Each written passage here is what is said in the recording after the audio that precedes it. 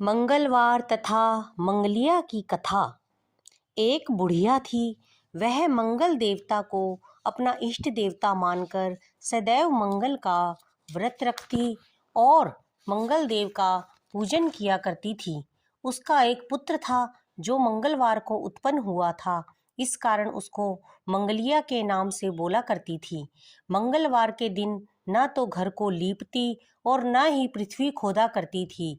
एक दिन मंगल देवता उसकी श्रद्धा की परीक्षा लेने के लिए उसके घर में साधु का रूप बनाकर आए और द्वार पर आवाज दी।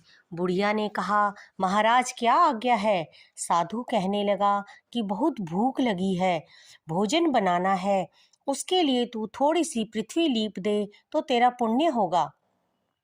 यह सुनकर बुढ़िया ने कहा, आज मंगलवार की व्रती हूँ, इसलिए मैं चौका नहीं लगा सकती।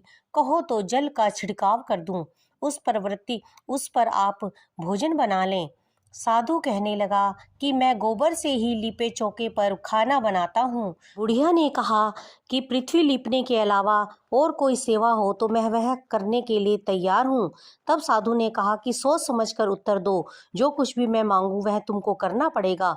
बुढ़िया कहने लगी कि महाराज, पृथ्वी लीपने के अलावा जो भी आज्ञा करेंगे मैं उसका पालन अवश्य करूंगी। बुढ़िया ने ऐसे 3 बार वचन दे दिया। तब साधु कहने लगा कि तू अपने पुत्र को बुलाकर उसे उल्टा लिटा दे, मैं उसकी पीठ पर भोजन बनाऊंगा। साधु की बात सुनकर बुढ़िया चुप हो गई। तब साधु ने कहा, बुला लड़के को, अब क्या विचार करती है?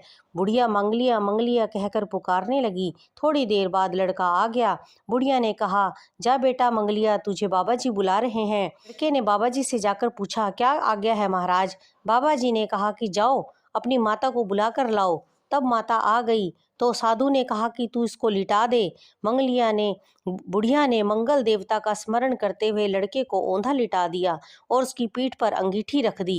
कहने लगी कि महाराज, अब जो कुछ आपको करना है कीजिए, मैं जाकर अपना काम करती हूँ। साधु ने लड़के की पीठ पर रखी हुई अंगीठी में आग जलाई और उस पर भोजन बनाया।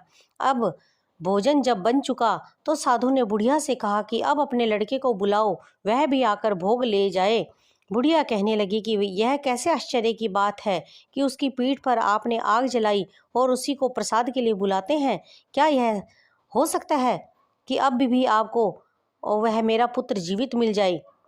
आप कृपा करके उसका स्मरण भी मुझे ना कराइए और भोग लगा के यहाँ से जाना हो तो जाइए। साधु के अत्यंत आग्रह करने पर बुढ़िया ने जो ही मंगलिया कहकर आवाज लगाई, वैसे ही एक ओर से दौड़ता हुआ वह मंगलिया आ गया। साधु ने लड़के को प्रसाद दिया और कहा कि माई, तेरा व्रत सफल हो गया।